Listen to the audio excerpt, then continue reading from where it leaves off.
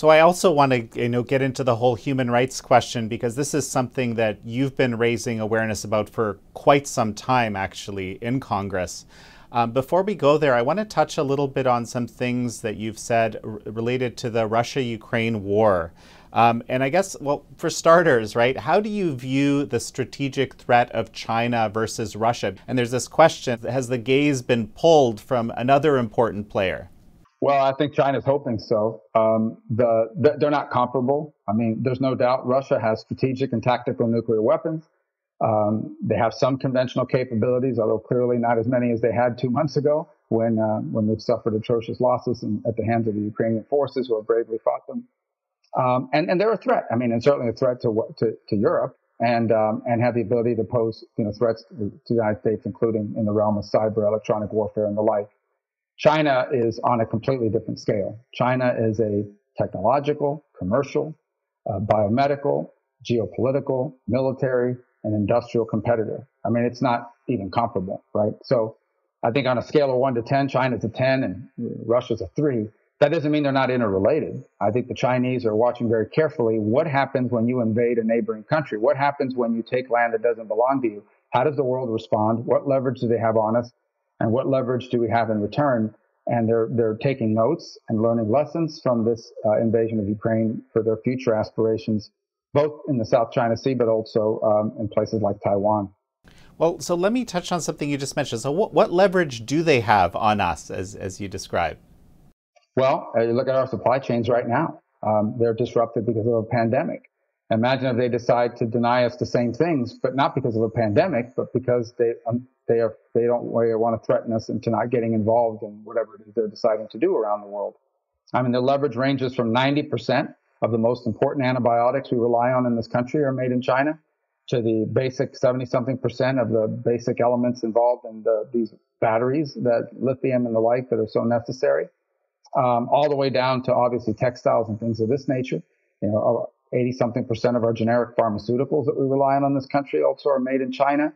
So they've got that, and they've got growing leverage in a number of other fields as well, in telecommunications, where Huawei is spreading across the world. And frankly, they don't know. Just very recently, there were reports in the UK about these cameras that have been installed around different parts of the United Kingdom. Now, don't just have cameras, they have microphones, and we know that they're fully capable of having back doors. China is going to have a built-in, espionage system, including in this country, where we still have not just Huawei equipment, but white-labeled equipment in defense installations of our country. White-labeled meaning we thought we bought it from a non-Chinese company, but the actual equipment, the server, the camera, they just stripped off the label and put on some other label, and it's installed. And if that has a back door, you've basically invited Chinese spies right into your facility. So the leverage is there, and it's growing. And if we think that the energy leverage Putin had over Europe was substantial, the leverage China potentially has over America and the West is extraordinary. They have the ability to disrupt our economy right now because we depend way too much on them for both basic raw materials and also finished production of goods. And that's only growing. We live in an era of censorship and disinformation, and it can be really hard to know what's true and what's false in this information climate. To get honest information and insights you can trust, join us on Epoch TV. You can sign up for your 14-day free trial at ept.ms/free trial Jan. That's ept.ms/free trial JAN. Well, I definitely want to touch on that and how what these lockdowns that the Chinese regime has instituted on many of its major cities, actually, what do those and the supply chain disruptions that are having as a result of that, among many things, what is the lesson for us here? So a supply chain disruption in China that they didn't intend to happen, they're doing it because they have a zero COVID policy, is one of the main drivers of our inflation. Not the sole driver, but a big part of it. And this is something they didn't intend to do. It's just happening. Imagine if they intend to do it. I mean, I don't think we'll finish this decade without there being something happening with Taiwan, okay? So just imagine we're getting to that point. China's decided they're going to go in, and they say to America, it's very simple. If you get involved and aid Taiwan, or for that matter, Japan or whoever else's territory we want to go after, we are going to cut you off of these things. And you depend on these things. Now, not only does that threaten American policymakers, but they know that the businesses that rely on those things are going to be screaming at the door of the Capitol saying, this is hurting our economy. I see it now. The other day, I had an opportunity to talk to one of the companies that makes airplanes, and they were complaining that tariffs, that China's no longer buying airplanes from America. They're now buying them all from Europe. Basically, the argument was, whatever we did to make the Chinese angry, we have to stop doing it because it's hurting us. They're not buying our planes anymore. That's just one industry and one company. Imagine that across multiple industries, the impact it would have on our economy and the impact it would have on policymakers. I'm telling you, policymakers would respond to that. If that airmaker is in your state and is one of the largest employers in your state, you as a senator are going to go over there and argue on their behalf. And by doing so, arguing on behalf of the Chinese position on that issue. That's the leverage they have now. That leverage, if we don't change course, will only grow exponentially in the years to come and put us at a level of vulnerability this nation has never faced in the modern era. I just want to talk about Taiwan a little bit, because you're suggesting that within this decade, you expect the Chinese regime to take action on Taiwan, i.e. try to claim it in some way. Did I understand that correctly? That's correct. Yeah, I don't think we finished this decade without that happening. I think their preference is to have the Taiwanese look at it and say, the Americans are not going to come to our aid. They don't have the ability to. The Chinese have standoff offensive capabilities that will destroy their ships and planes. So even if America wanted to come to our aid, they're not going to. And America's not going to come to our aid because they're going to be afraid of the impact that's going to have on their economy.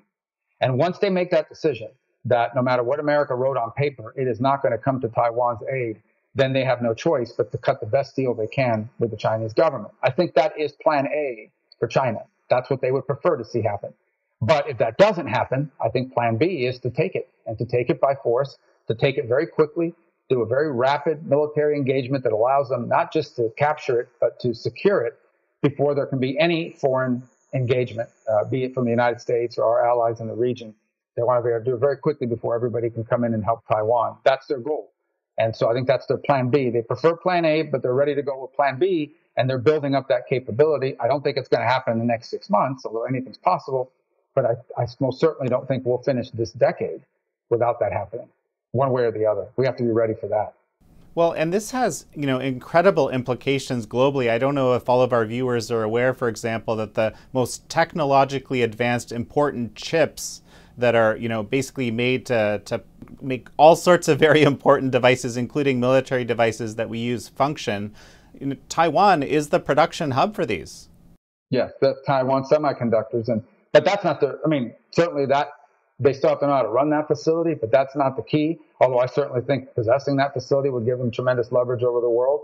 But they wanted Taiwan going back to the 1940s, and that hasn't changed. And so that's the way that is, and they're going to do it. But I think what everybody needs to understand is there's something more about that moment. The day that China takes Taiwan, without the U.S. being able to stop them, will be a linchpin moment in human history. It will be a signal to the world at that moment. That moment will be the moment in which the world will conclude that the United States and the West is no longer the most powerful country in the world. China is now on top, and the whole world order will change to a China-centric world order at that moment. That is the symbolic importance of that moment. That's actually not just symbolic. It's a very real, including our allies in Asia and around the world are going to say, we are now living in an era where America is no longer the world's greatest superpower and where America can't stop China. So we better figure out how to cut our best deal with China. But it will be a pivotal, historic moment in the course of human events. Really something we haven't seen in our lifetime. So we're hoping that day will never come.